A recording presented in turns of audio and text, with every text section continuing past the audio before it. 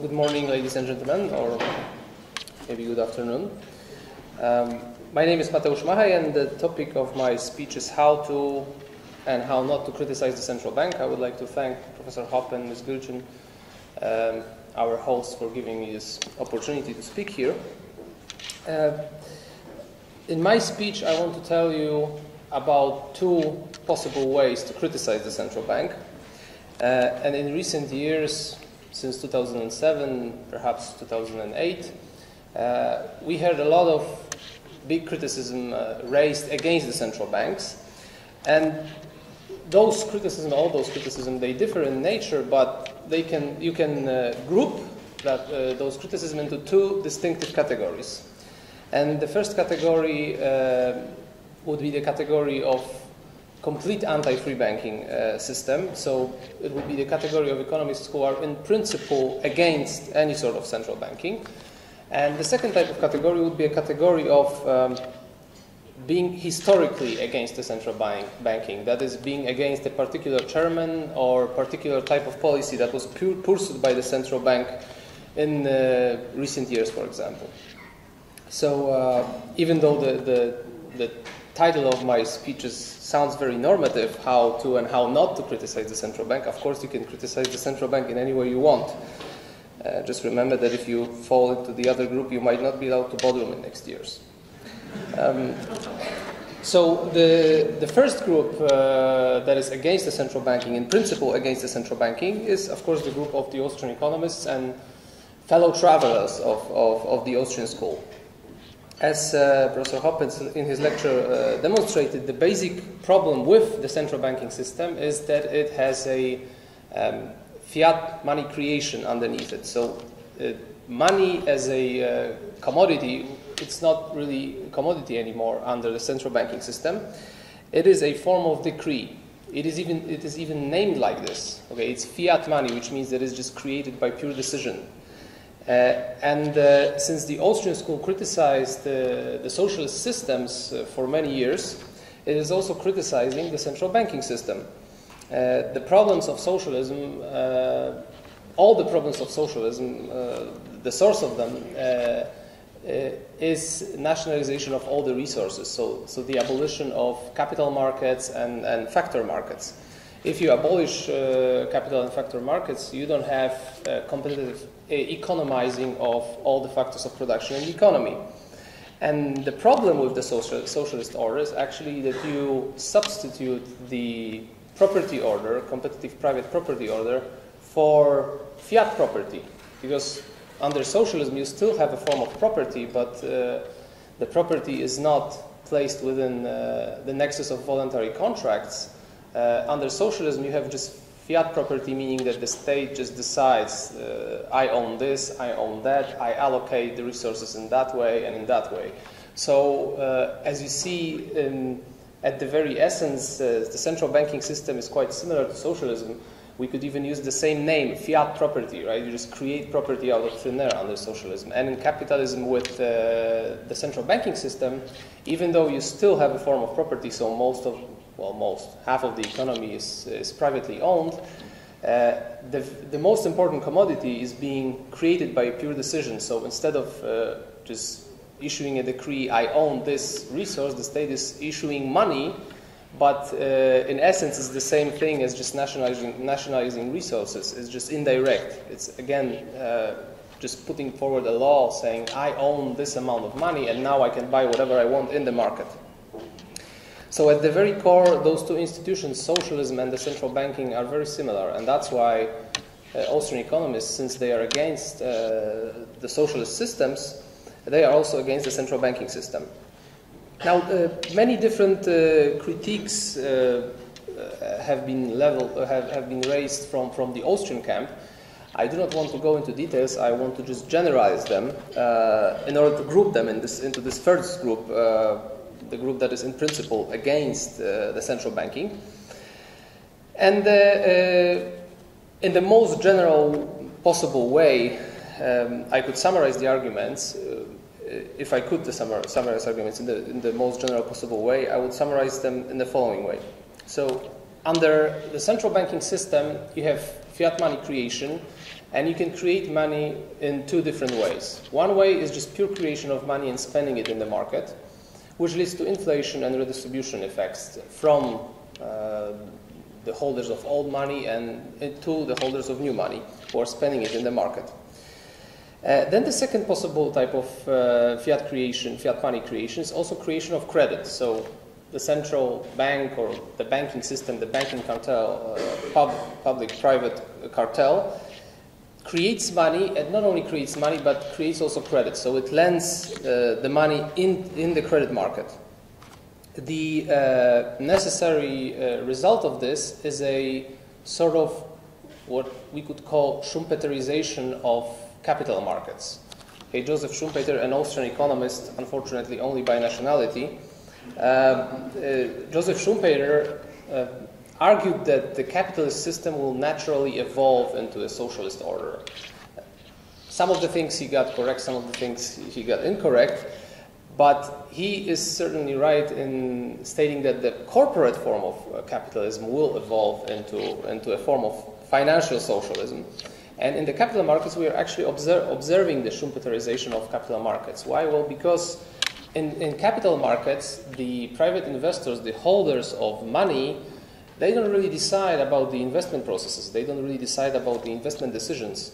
So in the capital markets, which is the essential market in any market economy, in capital markets, we don't have private owners of capital, investors deciding about what to produce. We have just creators of money deciding what to produce. So you have a sort of crowding out effect, and this crowding out effect leads to inefficiencies and wrong economic decision making. You have a sort of debt-driven system in which issuing money is just issuing a decision, okay, this is profitable, this is not profitable. Under the free market gold standard, the production of money and also the production of capital, if we can use this term, is dependent upon private owners of capital and money. So you have the cost of production, which are dependent on the free market system. The cost of production decide about how much money should be produced. And under the fiat money standard, under the central banking system, this is just being produced by pure decision making. So no economizing at all in production of money, and this leads to crowding out effect.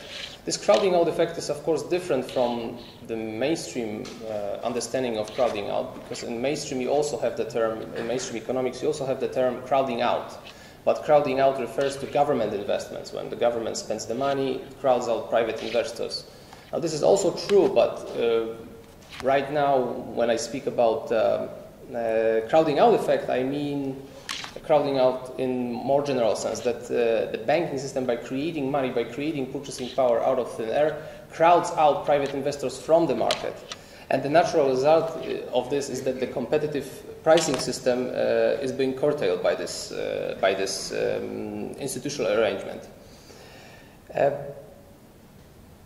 To give you just example, I was recently writing a popular article about rating agencies. The whole market structure and financial market is being changed by this system, by the existence of this system.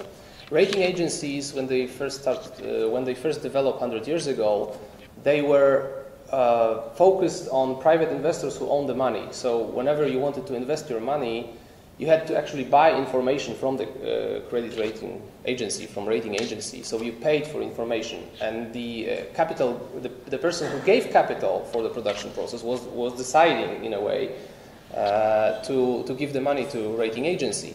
Now, right now, 100 years have passed, and the whole system changed, because in the beginning of 20th century and in the 19th century, more investment processes were financed through private investing, through private savings. So it was wealthy capitalists and wealthy owners of money who decided, okay, I'm going to start this investment process, I'm going to start perhaps some other investment process. And nowadays, most of the processes are being financed by just banking money creation. So under this debt-driven system, rating agencies are not really focusing on owners of money. They are focusing on the system which is debt-driven. So nowadays it is the creditors who pay for rating, and this is also supported by regulatory laws. Securities and Exchange Commission created the cartel of rating agencies to officially recognize them and recognize their rating. So those two factors definitely led to a situation in which it is no longer the owners of capital who pay for rating, but the receivers, the creditors, who are based on their activities are based on credit and money creation, they pay for ratings. It is, of course, debatable. You can debate it whether what is the cause of this, but I think that the driving force was definitely the change in the monetary system. And this crowding out effect not only crowds out private investors from capital markets, because as owners of money, you had something to say 100 years ago in the framework of price deflation, steadily falling prices. When you were holding the money, you had something to say. Nowadays, you don't really have much to say. You can jump on the inflation bandwagon with the banks, right? So, to generalize this criticism of the first group, the problem of the central banking is that the competitive price assessments that are based on private production of all the factors of production and also of private production of money, that system is being curtailed and it's being weakened by the existence of the central bank, who can crowd out those private decisions in favor of a form of financial socialism, in favor of bureaucratic management, where it is just this pure decision-making that is the source of profits and losses and credit creation. So this would be the first group. Well, of course, different, as I said, you have different economists within this group. The Austrian school mostly concentrates on the interest rate manipulation and the so-called Austrian business cycle theory, when they demonstrate that the lowering of the interest rate leads to artificial booms that will be soon brought to an end. But there are also other criticisms that can be directed against the central bank. So that's why I want this group to be a bit bigger than just focusing on this particular theory.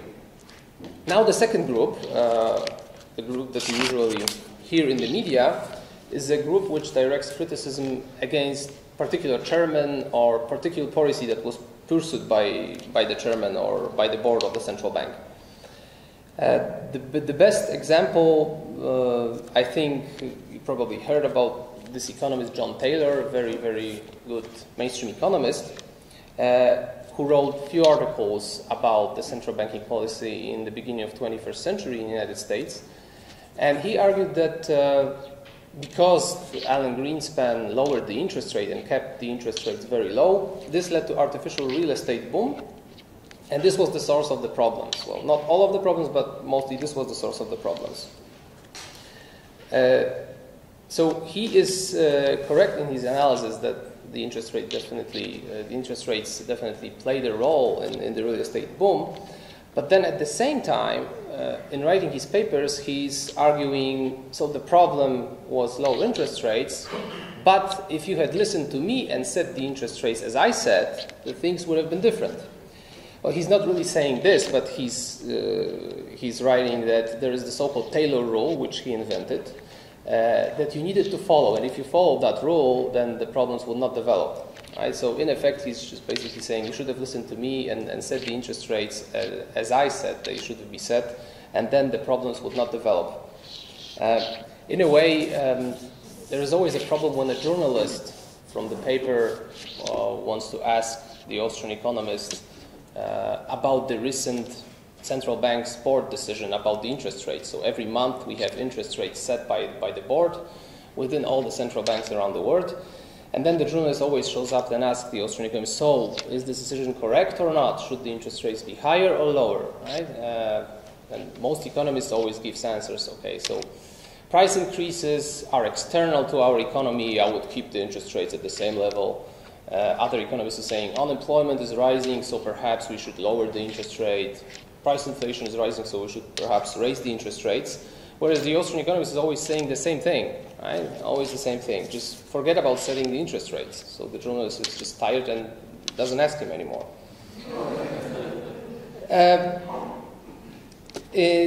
in responding to, well, how can we respond to Taylor and criticism there against particular type of policy, where first of all, there is the problem of hitting the right target itself, right?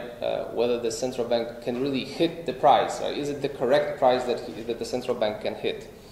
And the so-called Taylor law depends on two very, very macroeconomic magnitudes, aggregates. One is the so-called output gap, and the other one is rate of inflation. Okay, and depending on those two variables and different parameters used in the equation, Taylor rule gives you advices whether you should increase the interest rates or whether you should decrease the interest rates. So, first of all, there are problems with the measurement of those two magnitudes. In case of price level, as you know, we have CPIs, we have harmonized indexes, we have core rates, we can use different goods, we can use CPI less food and energy. So depending on which magnitude we use or which particular index we use, we might arrive at totally different results. The same thing with even more ambiguous variable, which is called output gap. Right? Output gap. What is an output gap? Like, if people are not working during the night, is it output gap because they could produce more? So the output gap is the second problem. It is even more ambiguous to measure the output gap. So there are different ways to measure the output gap. And besides all that, there is a problem of measurement of data, whether you should use the so-called real-time data that you gather right now, or maybe you should use, I don't know, revised data, but it's hard to use revised data before it is being revised. But should you use predicted data, as most central banks use nowadays? So you have all those problems. And it was even recognized in the mainstream literature by a very good economist, Orphanidis. I'm not sure I pronounced it correctly. So he pointed out that those rules, those Taylor rules, you have different rules. So if you have different rules, you actually don't know which rules you should choose, right? Which rule you should choose. And then Orphanidis ended up being hired by the central bank. So you see, this is the path to carry. You criticize the central bank that there are problems with pursuing monetary policy, and then there you go. Since there are problems, we need somebody to solve the problem, right?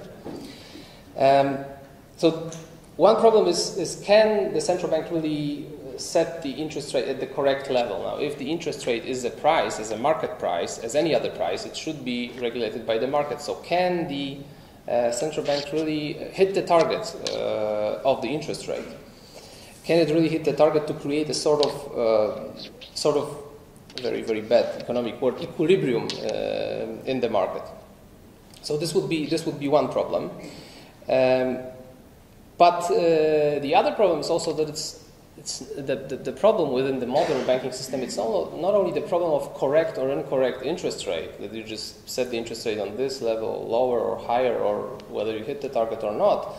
The problem is broader, as the first group demonstrates. The problem lies within the fact that it is a form of banking bureaucratic management that crowds out private investors in their economic assessments under inflationary framework.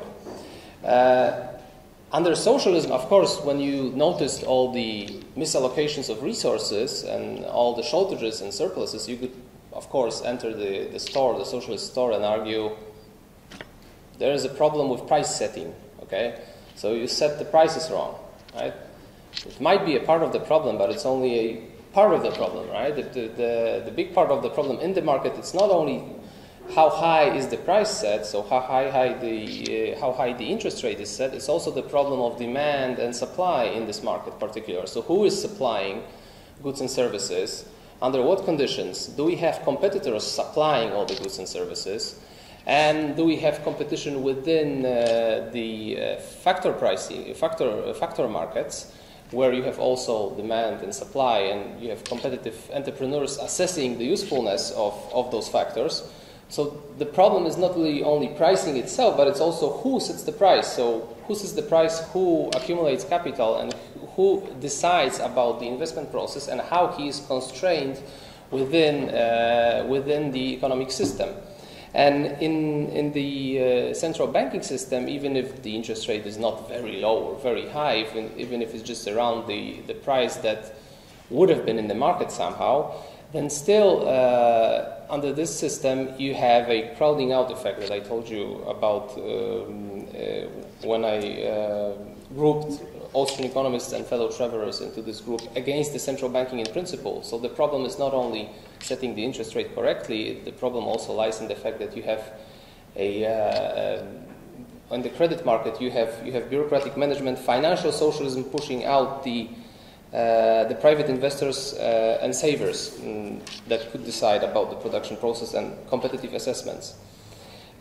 So the second group is a group of economists who are suspicious of previous policies, but in principle they are using the arguments that, okay, we should change the chairman, or we should change the policy, we should set the prices using different models. So in a way they are similar in criticizing, they are similar to economists who criticized the socialist economy, not in principle, but they said, okay, so we should change the planner is wrong, right? Or we should set the prices using some other accounting rule perhaps in order to achieve better results. It reminds me of well, it was not really a debate, but it reminds me that when the bailout program was started in the United States, so the bailout program was based on buying the toxic assets that banks were holding. And actually, two bailout programs: one from the fiscal budget and one from the central bank. So nobody noticed that the central bank was actually bailing out and was using 2 times more money than Paulson was. But everybody focused on the fiscal side. Nobody really cared about the monetary side. So during that time, I remember that when the government was buying those assets in different forms, I remember I read 2 different opinions by Anna Schwartz and Paul Krugman. And Anna Schwartz, the co-author of Monetary History with Milton Friedman, Anna Schwartz says now, yeah, it's better to buy the toxic assets rather than just buy banks themselves, recapitalize the banks themselves, rather than buy the bank stocks, because that would favor banks unfairly. So this would be unfair to favor banks in such a way to buy their stocks rather than buy the toxic assets. And then a few days after that, I read Krugman's article where he argued, now it is unfair to buy the toxic assets because that favors the banks unfairly. We should buy the stocks of the banks and recapitalize them. So that was really strange. I read the same argument being used against opposing policies in like radically open manner. So in a way, people criticizing the central bank and the central banking system from the second group, they are directing their criticism only on particular policies, not on the not towards the system itself. And I think that the problems lie much deeper than in just particular type of policy or particular chairman that is the chief of the central bank. Okay, so to summarize, these are the 2 groups, and now you know how to criticize. I adhere to the view that you should be in the first group rather than in the second group, but again, it's your choice. But remember, be careful. So I'm going to finish here. Thank you, and give it to Philip.